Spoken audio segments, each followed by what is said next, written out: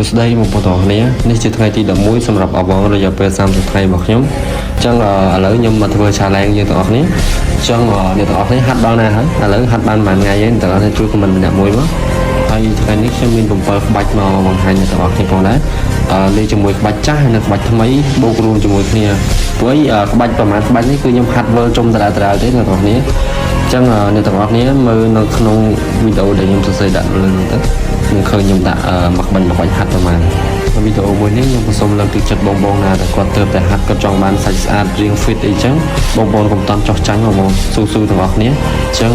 យើងព្យាយាមគង់នឹងបានសម្រេចទាំងអស់គ្នាអញ្ចឹងសាច់ដុំយើងវាឡើងម្ដងពីរដងតិចទេវាអត់ឡើងលឿនដូចយើងគិតទេមួយថ្ងៃយើងសំណងទៅបានតិចគឺយូរមែនតើអ្នកទាំងអស់គ្នាអញ្ចឹងសូមបងប្អូនទាំងអស់គ្នាយើងតស៊ូទាំងអស់គ្នាហើយយើងហាត់តទៅមុខទាំងអស់គ្នា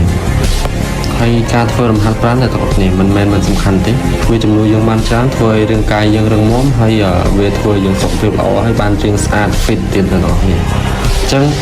អ្នកទាំងអស់គ្នាគឺហាត់ប្រាណគឺចំណេញមិនមែនខាតទេវាហត់បន្តិចប្រហែលបន្តិចតែលទ្ធផលដែលបានមកគឺធ្វើយើងពេញចិត្តមែនទែនដូចជាខ្ញុំហាត់តថ្ងៃអញ្ចឹងគឺខ្ញុំពេញចិត្តហើយរៀងបែបនេះ